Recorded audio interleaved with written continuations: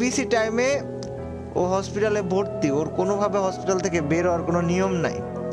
ওই এফএফবিসি শুরু হওয়ার 5 মিনিট আগে হসপিটাল থেকে পালায়ে হোটেলে আসছে, ম্যাচ খেলছে, আবার পালায়ে চলে গেছে হসপিটালে।